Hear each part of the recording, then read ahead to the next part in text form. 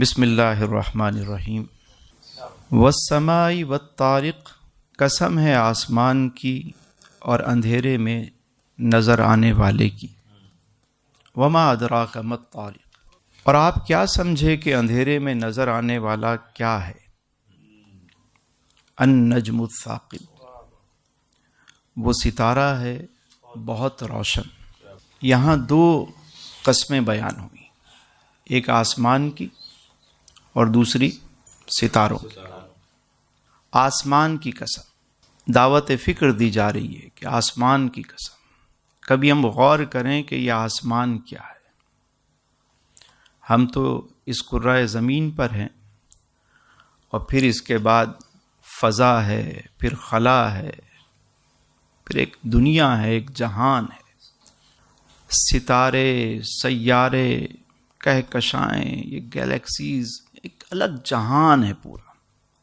اگر وہاں خلا سے اس دنیا کو دیکھیں جس میں ہم رہتے ہیں، تو ایک ذرے کا چوتھا حصہ، بہت چھوٹی سی ایک دنیا، جس میں 7 بر اعظم، پھر ان بر اعظموں میں ہمارا یہ ملک، پھر صوبہ، شہر۔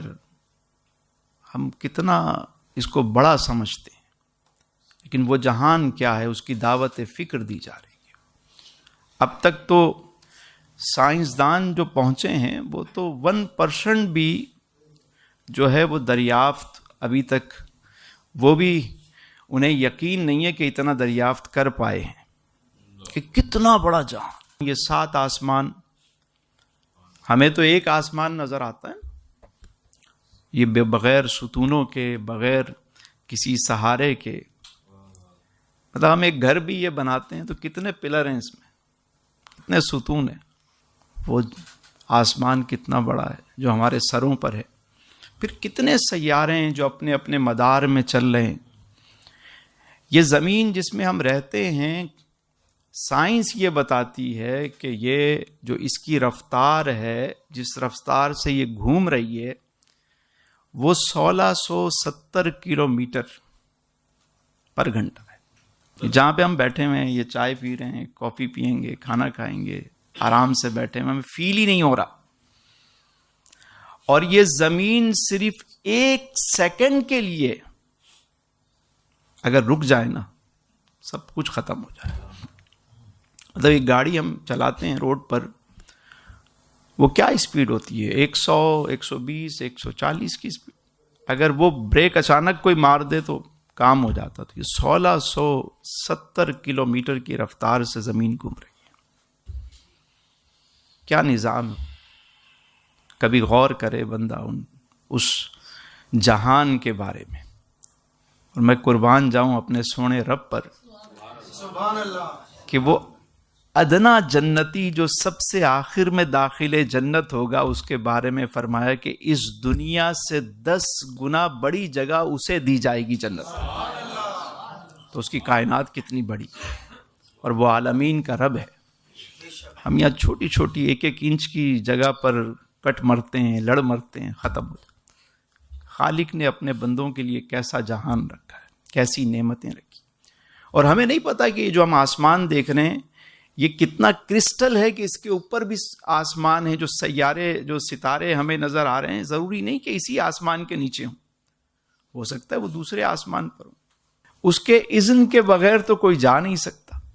دعوت فکر ہے، قسم ہے آسمان کی اور اندھیرے میں نظر آنے والے کی۔ اور یہ النجم الثاقب کیا ہے؟ جیسے ہم شہاب ثاقب بھی کہتے ہیں، اور ہمارے یہاں وہ اسے ٹوٹا ہوا تارا بھی کہتے ہیں۔ کبھی ہم دیکھتے ہیں کہ تارا جو ہے ٹوٹا ہوا ہمیں نظر آتا ہے۔ یہ کیا ہے؟ یہ در حقیقت ایک نظام ہے خالق کائنات کا۔ جیسے آج کل تو وار چل رہی ہے، آسان ہے اس کو سمجھنا۔ جو نظام ہوتا ہے، جس کو ہم کہتے ہیں کہ یہ انٹرسیپٹ کر لیا اس نے کسی میزائل کو، کوئی میزائل آ رہا ہو تو اس کو اگر وہاں کوئی سسٹم لگا ہوا ہے تو وہ کیا کرتا ہے؟ انٹرسیپٹ کرتا ہے، مار دیتا ہے، گرا دیتا ہے فضا میں ہی۔ تو وہاں بھی ایک نظام ہے۔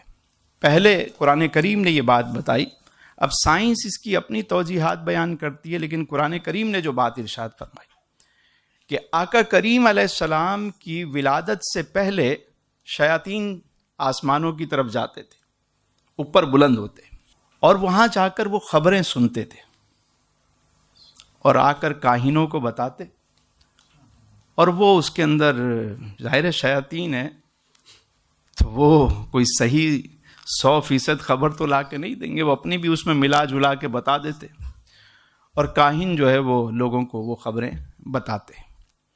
لیکن جب میرے آقا کریم علیہ السلام کی ولادت ہوئی تو شیاطین کا جانا بند ہو گیا، جو بھی اب جاتا ہے اس پر وہاں سے شہاب ثاقب برسائے جاتے ہیں۔ دیکھیں حفاظت کا کیسا انتظام ہے، اور میں تو یہ سمجھتا ہوں کہ یہ جو سائنس نے اور باقی چیزوں نے بھی جو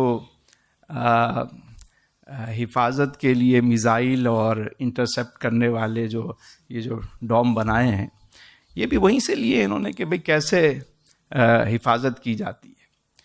اور آپ دیکھیں گے شہاب ثاقب کبھی آپ کو نظر آئے تو وہ بھی اسی طرح میزائل کی طرح ہی نظر آ رہا ہوتا ہے، کبھی اس کی پکچر آپ دیکھیں وہی سیم۔ اور چونکہ آج کل میزائل ہم دیکھ رہے ہیں تو اس لیے ہمیں زیادہ آسان ہو رہا ہے سمجھنا بات کو، لیکن اللہ رب العزت نے یہ بات قرآن کریم میں پہلے ارشاد فرمائی کہ النجم الثاقب، وہ ستارہ بہت روشن ہے، اور وہ ستارہ بھی ہو سکتا ہے اور ستارے بھی ہو سکتے ہیں، پورا ایک جہان ہے۔ اور اب آپ دیکھیے کہ آسمان کی حفاظت کا بھی ایک انتظام ہے، اس کے اذن کے بغیر کوئی اس کو کراس کر ہی نہیں سکتا۔ ابھی تک جو سائنس ہے وہ زیادہ سے زیادہ سولر سسٹم سے ہی آگے نکلنے کی کوشش کر رہی ہے، تو یہ جو ہمارا ملکی وے ہے اور یہ جو گلیکسی ہے اس کو کراس کرنا ہو، پھر ایک جہان ہے۔ ہم لوگ تو کراچی میں رہتے ہیں، تو یہاں تو چونکہ نیچے اتنی لائٹ ہے تو ہمیں اتنا فیل نہیں ہوتا یہ ستارے سیارے کبھی، لیکن کبھی کسی ایسے مقام پہ آپ جائیں، یا ہماری بچپن کی یادیں ہیں، ہم تو ستاروں سے باتیں کرتے تھے، ہمیں پتہ ہوتا تھا یہ 3 ایک ساتھ ہیں، یہ ایسے ہے۔ اب تو اتنی فضائی آلودگی ہے کہ ستارے بھی نظر نہیں آتے۔ لیکن میں نے الحمدللہ ایسے بھی مقامات پہ رات گزاری کہ جہاں 4 اسٹار نہیں، 7 اسٹار نہیں، بلکہ ملین بلین ٹریلین اسٹار نظر آ رہے تھے۔ ایسا لگتا تھا کہ یہ جہان ہی کچھ اور ہے۔ پاکستان میں بھی ہمارے ایک بڑا خوبصورت مقام ہے، اس کو کہتے ہیں فیری میڈوز۔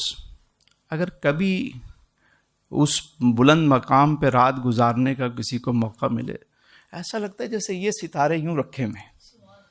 تو یہ رب تعالیٰ قرآن کریم میں دعوت فکر دے رہا ہے کہ یہ تفکر اور تدبر کی دعوت ہے، ذرا جہان پہ غور تو کرو۔ قسم ارشاد فرما کر جو جواب قسم ہے وہ فرمایا ان کل نفس لما علیہا حافظ، کوئی جان نہیں جس پر نگہبان تعینات نہ ہو۔ کمال بات ہے، اللہ نے انسان کے لیے ہر جان کی حفاظت کا بھی انتظام کیا ہے۔ مطلب ایک تو آپ دیکھیں، اگر ہم باہر دیکھیں، اگر یہ ہوا ذرا سا تیز چل جائے، اس میں آکسیجن کی مقدار اوپر نیچے ہو جائے تو لوگ زندہ رہیں گے؟ پانی بہت زیادہ آ جائے یا ختم ہو جائے، جیسے طوفان نوح میں آیا، کوئی بچا؟ یا بالکل ہی ختم ہو جائے تو کوئی بچے گا؟ پھر باقی چیزوں میں آپ دیکھیے، اور پھر اندر ذرا غور کریں، ہمارے جسم کے اندر کتنے بیکٹیریا ہیں، کیسی کیسی چیزیں ہیں جو آپس میں فائٹ کر رہی ہوتی ہیں۔ کبھی اس اندر کے جہان، ایک تو اس جہان کی دعوت دی گئی، اب اس جہان پر اپنی باڈی پر جو ہے ایک تو وہ حفاظت ہو رہی ہے، اور یہاں حفاظت کا کیسا انتظام ہے، یقین جانیے۔ کبھی خلیے دیکھیں، اب تو ڈی این اے نے بھی یہ بات ثابت کی کہ ہر سیل، ہر خلیہ اپنے اندر ایک زندگی رکھتا ہے، پورا ڈیٹا ہے۔ حیران ہو جاتے ہیں ہم کہ کیا کچھ ہے ہمارے اندر، کیسا جہان ہے، اور اس کی حفاظت کا بھی، جہاں اس آسمان کی حفاظت کا انتظام ہے، وہاں اے بندے تیری حفاظت کا بھی انتظام ہے۔ فرشتے مقرر ہیں، جب تک موت نہیں آنی حفاظت ہو رہی ہوتی ہے۔ آپ دیکھیں اکثر بندہ جا رہا ہوتا، لگتا ہے کسی نے دھکا دے دیا، آپ کو بچا دیا۔ جب تک موت نہیں آنی آپ کی حفاظت ہو رہی ہے۔ اور ان بیماریوں سے بھی ہو رہی ہے. ہاں بیماری اس کے حکم سے، اگر انسان کا وقت ہو گیا اور جانا ہے اور بیمار بھی کوئی ہو سکتا ہے، لیکن حفاظت کا انتظام ہے. یہ جو بیماریاں بہت زیادہ ہو گئیں، یہ ہم اس کے نظام کے خلاف چل رہے ہیں، جس کے سبب سے بہت سارے مسائل ہمارے ہاں پیدا ہو رہے ہیں. پھر دیکھیے آپ، صرف حفاظت کے لیے فرشتے ہی نہیں ہیں وہ جو حفاظت پر مامور ہیں، بلکہ فرمایا کرامن کاتبین، یہ 2 معزز فرشتے بھی ہر انسان کے ساتھ ہیں. کون سے فرشتے؟ کرامن کا مطلب ہوتا ہے اکرام والے، معزز، بڑے آفیسر، عام فرشتے نہیں ہیں. کرامن کاتبین مطلب اکرام والے فرشتے ہمارے ساتھ 2 تو وہ ہیں، اور باقی جو حفاظت پر مامور ہیں. ایک انسان کے لیے کتنا اہتمام ہے، کبھی غور کرے بندہ. اور یہ دعوت فکر قرآن دے رہا ہے. پھر فرمایا فَلْيَنْظُرِ الْإِنسَانُ مِمَّا خُلِقَ. اللہ اکبر اللہ. سو انسان کو غور کرنا چاہیے کہ وہ کس چیز سے پیدا کیا گیا ہے. خُلِقَ مِن مَاءٍ دَافِقٍ، جوش مارتے پانی سے پیدا کیا گیا ہے. اب دیکھیے تخلیق انسانی، اس کو بیان کیا جا رہا ہے، دعوت دی جا رہی ہے کہ ذرا اپنے اوپر غور تو کرو، تمہاری پیدائش کیسے ہوئی، کہاں سے ہوئی. خلق من ماء دافق، جوش مارتے پانی سے پیدا کیا گیا ہے. یخرج من بین الصلب والترائب، جو ریڑھ اور سینے کی ہڈیوں کے بیچ سے نکلتا ہے. یعنی عورت اور مرد کہ جو جسم سے پانی کا اخراج ہوتا ہے اور پھر اس کے ملاپ سے یہ انسان جو ہے وہ بنتا ہے. آپ ذرا غور کریں، آج کے اس دور میں چلے ہم آسان انداز میں سمجھنے کی کوشش کرتے ہیں. روبوٹک دور ہے. کبھی آپ نے دیکھا کہ روبوٹ بنتا کیسے؟ ایک روبوٹ کیسے تیار ہوتا ہے؟ میں نے وہ فیکٹریاں دیکھی ہیں، وہ کارخانے دیکھے ہیں. تو ایک روبوٹ بنانے کے لیے کتنا بڑا اہتمام کرنا پڑتا ہے. کیسی کیسی R&D ہوتی ہے، پہلے ریسرچ ہوتی ہے، اور اس کے بعد پھر کہیں اس کا فیس بن رہا ہے، کہیں اس کے ہاتھ بن رہے ہیں، اور اتنی بڑی انوینٹری رکھی ہوئی ہے، اتنے بڑے بڑے ویئر ہاؤس، اور اتنی لمبی سرمایہ کاری کر کے ایک روبوٹ تیار ہوتا ہے. اور وہ بھی ایک مخصوص کام کے لیے، فیلنگ لیس. اور ادھر ایک پانی کی بوند سے ایک پورا انسان تیار ہو جاتا ہے. نعرہ تکبیر، نعرہ رسالت. اللہ، غور تو کرے انسان. یہ دعوت فکر ہے. کیسی بات بتائی قرآن نے، کیسی چوٹ لگائی. اور پھر یہی نہیں کہ وہ ایک بوند ہے، اس بوند سے پورا جسم تیار ہوا. پھر یہاں سے سلسلہ آگے جا رہا ہے. یعنی ایک بیج ہے، بیج سے درخت بنتا ہے، اور پھر درخت کے اندر ایک بیج ہم لگاتے ہیں، اتنا بڑا درخت. پھر درخت کے اندر کتنے بیج ہوتے ہیں، پھر بیج سے درخت، درخت سے بیج، بیج سے درخت، اور چل اور نظام تو دیکھیے خالق. اور یہ اس کی دعوت فکر ہے. خلق من ماء دافق. ایک صاحب آئے، کہنے لگے جانتا نہیں ہے بھائی کو، تجھے پتا ہے میں کون ہوں؟ پتا ہے؟ جانتا نہیں ہے میں کون ہوں؟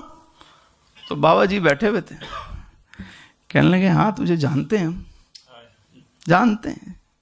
تیری ابتدا پانی کی ایک بوند ہے، اور تیری انتہا بدبودار کچرا ہے، اور تیرا حال یہ ہے کہ تیرے پیٹ میں اتنی غلاظت بھری ہوئی ہے. جانتے ہیں تجھے، جانتے ہیں. انسان جو اتراتا ہے کبھی غور تو کرے کہ وہ ہے کیا. جب ہم غور کرتے ہیں نا اپنے اندر، اسی لیے کہا کہ من عرف نفسہ فقد عرف ربہ. جس نے اپنے آپ کو پہچانا اس نے اپنے رب کو پہچانا. اپنے آپ پہ غور کر لو. پورا ایک جہان ہے. جس طرح خلا میں دیکھیں اتنے بڑے بڑے سیارے ہیں، اتنا بڑا نظام ہے وسیع، اسی طرح اپنے اندر غور کرو کہ کیسے کیسے سیل ہیں، اور وہ ایک پوری زندگی لے کر گھوم رہے ہیں تمہارے اندر. کیسی کیسے بیکٹیریا ہے, کیسے کیسے جو ہے نا وہ جرثومے ہیں, کیا کچھ ہے اندر یار, کبھی غور تو کرے بندہ. پھر فرمایا انہو علی رجعہ لقادر, بے شک اللہ زندگی لوٹانے پر قادر ہے. جو تمہیں پانی کی ایک بوند سے تمہیں تیار کر سکتا ہے وہ تمہیں لوٹانے پر بھی قادر ہے. مجھے ایک بات بتائیں, کوئی چیز پہلی دفعہ بنانا مشکل ہوتی ہے یا دوبارہ بنانا مشکل ہوتی ہے؟ فرسٹ ٹائم کوئی بھی چیز بنانا مشکل ہے نا, دوسری دفعہ تو صرف آپ نے کاپی پیسٹ کرنا ہے. تو خالق کے لیے نہ پہلی دفعہ مشکل ہے نہ دوسری دفعہ مشکل ہے. وہ تو فرماتا ہے کن فیکون. تو اب یہاں سے ایک اور فکر دی جا رہی ہے آخرت کے حوالے سے. فرمایا انہو علی رجعہ لقادر, بے شک اللہ زندگی لوٹانے پر قادر ہے. یوم تبلی السرائر فما لہ من قوت ولا ناصر. اللہ اللہ اللہ اللہ, جس دن رازوں کو پرکھا جائے گا. اب قیامت کا ذکر ہو رہا ہے, جب تمہیں دوبارہ لوٹایا جائے گا. جس دن رازوں کو پرکھا جائے گا, تمہارے سینے میں جو ہے ظاہر ہو جائے گا. یعنی جو تم کرتے ہو, جو اندر ہے, جو کسی کو نہیں پتا, آپ کو پتا ہے. کسی سے مل رہے ہو, اندر بغض ہے, اناد ہے, چہرے پہ مسکراہٹ ہے, تم لوگوں کو تو دھوکہ دے سکتے ہو, لیکن قیامت کے دن وہ سب ظاہر ہو جائے گا. اور پھر ایک بات یاد رکھیے, یہ زبان ہے. زبان کیا ہے؟ ایک گوشت کا لوتھڑا ہے نا, جس سے ہم بات کرتے. یہ قوت گویائی کس نے عطا فرمائی؟ ہم اس زبان سے بات کرتے ہیں. اچھا مجھے یہ بتائیں کہ بہت سارے لوگوں کی زبانیں بھی ہوتی ہیں لیکن وہ بول نہیں پاتے. کان ہوتے ہیں لیکن ایسے لوگ دیکھیے نا آپ نے, زبان ہے لیکن بات. تو یہ قوت گویائی اس گوشت کے لوتھڑے کو کس نے عطا فرمائی؟ قیامت کے دن نا اللہ رب العزت تمام جو اعضاء ہیں ان کو اجازت ہوگی, وہ بولیں گے اس کے حکم سے. ہاتھ بھی بات کر رہا ہوگا, آنکھیں بھی بات کر رہی ہوں گی, تمام اعضاء جو ہے وہ گواہی دے رہے ہوں گے. آپ نہ بھی اقرار کریں, آپ کی باڈی بات کر رہی ہوگی, کیونکہ یہ بات کرنا اس کے حکم سے ہے. وہ چاہے تو بے جان کنکریاں کلمہ پڑھنے لگے, گونگے بولنے لگے, یہ اس کی عطا سے ہے. فما لہ من قوت ولا ناصر. تو آدمی کے پاس نہ بچاؤ کی قوت ہوگی نہ کوئی بچانے والا ہوگا. قیامت کے دن جب راز کھلیں گے جو سینوں میں چھپا ہوا ہے, جب وہ ظاہر ہوں گے تو کوئی بچانے والا بھی نہیں ہوگا.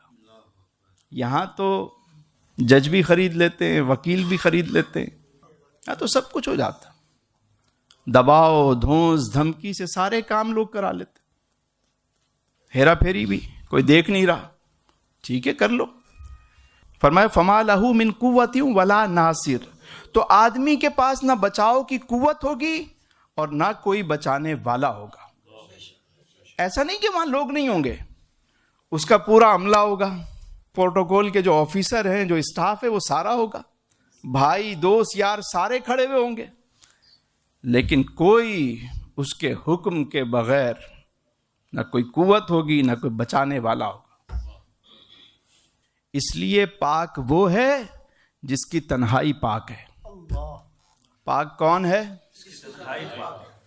بس یاد رکھیے گا. اب یہاں سے ایک اور دعوت فکر دی جا رہی ہے. پہلے آسمان کی بات ہوئی اور ستاروں کی, اب دوبارہ اللہ رب العزت نے ارشاد فرمایا وَالسَّمَاءِ ذَاتِ الرَّجْعِ, آسمان کی قسم جو بارش برسانے والا ہے. پھر فرمایا وَالْأَرْضِ ذَاتِ الصَّدْعِ, زمین کی قسم جو بیج کے لیے پھٹ جانے والی ہے. پہلے دعوت فکر آسمانوں اور سیاروں کی دی گئی, ستاروں کی دی گئی, پھر باڈی پر غور کرنے کے لیے کہا گیا اپنے جسم پہ غور کرو, پھر آخرت کی بات کی گئی. اب وہ نظام جو بارش برستی ہے، اناج اگتا ہے، جس سے نظام زندگی چلتا ہے، اب اس کا ذکر ہو رہا ہے۔ اگر بارش ہی نہ ہو اور فصل ہی نہ پکے تو دیکھیے زمین کی قسم جو بیج کے لیے پھٹ جانے والی ہے۔ اِنَّهُ لَقَوْلُ الْفَصْلِ، بے شک قرآن قطعی بات ہے، قرآن قطعی بات ہے، یہ رب کا کلام ہے۔ جس کو اللہ کا کلام سمجھ میں آ جائے، رب کی کتاب سمجھ میں آ جائے، اسے کسی اور کتاب کی پھر ضرورت نہیں رہتی، یاد رکھیے گا۔ لیکن یہ بے نیاز کی کتاب ہے، یہ اسی کو سمجھ میں آئے گی جو اس سے محبت کرے گا۔ آپ جتنا قرآن کے قریب آئیں گے، قرآن اتنا آپ کے دل میں اترنا شروع ہو جائے گا، اتنا سمجھ آنا شروع ہو جائے گا۔ جتنا آپ قرآن سے پیار کرتے جائیں گے، قرآن کا القاء اتنا ہی آپ پر کھلتا چلا جائے گا۔ قرآن کے ظاہری معنی ہیں، قرآن کے باطنی معنی ہیں، آپ پر وہ راز کھلنا شروع ہو جائیں گے، قرآن سے ایک محبت شروع ہو جائے گی۔ اور یہ قرآن قطعی بات ہے، یعنی جو باتیں سائنس کو آج نہیں بھی سمجھ میں آ رہی، چونکہ سائنس ارتقاء کے مراحل میں ہے، ایک ریسرچ ہوتی ہے، وہ کہتے ہیں جی ہم یہاں پہنچے، ہماری تحقیق یہ ہے، اور پرانی تحقیق اب کالعدم ہو گئی۔ سائنس ارتقاء کے مراحل میں ہے، آج سے صدیوں پہلے جن باتوں کا انکار کرتی تھی سائنس، آج اس کو مان رہی ہے۔ لیکن قرآن کا فیصلہ قطعی ہے، اٹل ہے، اور قرآن نے جو دعوت فکر دی ہے، جو باتیں کی ہیں، مطلب آپ دیکھیں آہستہ آہستہ سائنس بھی اس کو پروف کرتی چلی جا رہی ہے۔ سائنس مانے یا نہ مانے، قرآن کا فیصلہ اٹل ہے، اور قرآن سے اپنے آپ کو جوڑنے کی ضرورت ہے۔ اور جن لوگوں کو قرآن سمجھ میں آیا نا، حضرت واصف صاحب ہمارے، علامہ اقبال، ان کے بارے میں آتا ہے کہ آخری ایام میں ان کے پاس کوئی اور کتاب نہیں تھی، صرف ایک کتاب تھی، اور وہ قرآن کریم، اور اس کے بھی کئی صفحات جو ہے وہ سیاہی مٹ چکی تھی، روتے رہتے تھے اور قرآن پڑھتے رہتے تھے، روتے رہتے تھے اور قرآن پڑھتے۔ قرآن سے دل لگائیں، قرآن کو سمجھنے کی، صبح صبح اٹھ کر ایک رکوع کم سے کم قرآن پڑھ کر گھر سے نکلا کریں، پھر اس کی برکتیں دیکھیں۔ ہو سکتا ہے پہلے دن آپ کا دل نہ لگے، وسوسے آئیں، 99 وسوسے آئیں گے، لیکن دوسرے دن 98 ہو جائیں گے، پھر 97، کرتے کرتے جب 100 دن مکمل ہوں گے نا، اس کے بعد آپ قرآن پڑھے بغیر نکلنا بھی چاہیں تو نہیں نکل پائیں گے۔ اِنَّهُ لَقَوْلُ الْفَصْلِ، بے شک قرآن قطعی بات ہے، وَمَا هُوَ بِالْهَزْلِ، یہ کوئی ہنسی مذاق نہیں ہے۔ کفار جب قرآن سنتے تو ہنسی مذاق کرتے، ہنستے تھے۔ قرآن دعوت دے رہا ہے کہ یہ قطعی بات ہے، یہ کوئی ہنسی مذاق کی بات نہیں ہے۔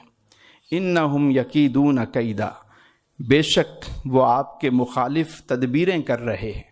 اب یہاں اللہ تعالیٰ نے اپنے محبوب کو تسلی دی، محبوب ان کی باتوں کی پرواہ نہ کریں جو قرآن کا مذاق اڑاتے ہیں، جو آپ پر پتھر برساتے ہیں، غمزدہ نہ ہوں۔ اِنَّهُمْ يَكِيدُونَ كَيْدًا، بے شک وہ آپ کے مخالف سازشیں کر رہے ہیں، وَأَكِيدُ كَيْدًا، اور میں اپنی تدبیر فرما رہا ہوں۔ کفار سازشیں کر رہے ہیں اور رب فرما رہا ہے وَأَكِيدُ كَيْدًا، اور میں اپنی تدبیر فرما رہا ہوں۔ آج بھی آپ دیکھیے، جب غزہ کے مظلوم مسلمانوں کا معاملہ آیا تو لوگ سمجھ رہے تھے کیا ہو گیا، ان کی کوئی مدد کو نہیں آ رہا۔ آج 1-2 سال گزرے ہیں، جو تماشا دیکھنے والے تھے وہ سب خود تماشا بن گئے، جو سازشیں کرنے والے تھے، میرے رب کی جو خفیہ تدبیر ہے اس کے آگے بے بس ہو گئے۔ اس کا نظام الگ نظام ہے، ہمیں بظاہر کچھ نظر آ رہا ہوتا ہے، لیکن وہ نظام قدرت جو ہے وہ کام کر رہا ہوتا ہے۔ کہیں اگر نظام ریاست کام نہ بھی کرے، وہاں نظام قدرت ضرور کام کرتا ہے۔ یہاں کہیں خزاں ہے، کہیں بہار ہے، سدا رہے نام اللہ کا۔ تو اس ملک میں بھی جو ہمیں نظر آ رہا ہے نا کہ کرپٹ نظام ہے، سسٹم کام نہیں کر رہا، سب کچھ ہو رہا ہے، لیکن آپ دیکھیے گا انشاءاللہ وہ وقت دور نہیں ہے جو بات ہم بہت پہلے سے کہتے ہوئے آ رہے ہیں، انشاءاللہ اللہ نے کوئی رات ایسی بنائی ہی نہیں کہ جس کے بعد صبح نہ ہوتی ہو، صبح ہوگی، اور اب تو سحر بہت قریب ہے، بہت قریب ہے۔ فَمَهِّلِ الْكَافِرِينَ أَمْهِلْهُمْ رُوَيْدًا۔ یہاں ایک اور خوبصورت بات ہے، آئے ہائے ہائے، کیا بات، پورے کا پورا قرآن میرے حضور کا نعتیہ دیوان ہے۔ فَمَهِّلِ الْكَافِرِينَ أَمْهِلْهُمْ رُوَيْدًا، سو آپ ان کافروں کو مہلت دے دیں، بس تھوڑی سی مہلت۔ سبحان اللہ، سبحان اللہ، رب کس سے فرما رہا ہے؟ پیارے آقا، کون مہلت دے؟ ذرا غور کریں۔ فَمَهِّلِ الْكَافِرِينَ أَمْهِلْهُمْ رُوَيْدًا، سو آپ ان کافروں کو تھوڑی سی مہلت دیں، بس تھوڑی سی مہلت۔ محبوب آپ نے اگر ہاتھ اٹھا دیے، اجابت کا صحرا عنایت کا جوڑا، دلہن بن کے نکلی دعائے محمد۔ حضور کے اگر ہاتھ اٹھ جائیں تو ذرا سوچے تو صحیح، آپ ذرا غور تو کریں۔ میرے سرکار اگر طائف والوں کے لیے دعا کر دیتے کہ فرشتہ آیا ہوا کہہ رہا ہے حضور آپ حکم دیں میں پہاڑوں کو ملا دوں، وہ کفار مکہ نے بات کی نا، جب میرے حضور نے انہیں دعوت دی، کہنے لگے ہم آپ کو نہیں مانتے، آپ کہتے ہیں آپ اللہ کے نبی ہیں، ہم آپ کی بات کو نہیں مانتے تو ہم پہ بھی عذاب آئے۔ اللہ اکبر اللہ، جب انہوں نے یہ بات کہی تو رب نے فرمایا وَمَا كَانَ اللَّهُ لِيُعَذِّبَهُمْ وَأَنْتَ فِيهِمْ، کہ محبوب میں انہیں کیسے عذاب دوں کہ آپ ان میں موجود ہیں۔ نعرہ تکبیر، نعرہ رسالت۔ محبوب اے حبیب میں انہیں کیسے عذاب دوں، آپ ان میں موجود ہیں۔ وَأَنْتَ فِيهِمْ، تیرے ہوتے ہوئے میں کیسے عذاب دوں۔ روک لیتی ہے آپ کی نسبت، تیر جتنے بھی ہم پہ چلتے ہیں، یہ کرم ہے حضور کا ورنہ آنے والے عذاب ٹلتے۔ پڑھ پڑھ علم کتاباں والے، نام رکھایو قاضی، مکے گئوں تے حجوی کمایو، نام رکھایو حاجی، پھڑ شمشیر مجاہداں والی، نام رکھایو غازی، وہ بلیا انہیں کچھ بھی نہ کیتا جنہیں یار نہ کیتا راضی۔ پورے کا پورا قرآن میرے حضور کا نعتیہ دیوان ہے۔ اللہ رب العزت سے دعا ہے کہ اللہ تعالی ہمیں نور قرآن سے ہمارے قلوب و اذہان کو منور فرمائے۔ وآخر دعوانا ان الحمد للہ رب العالمین۔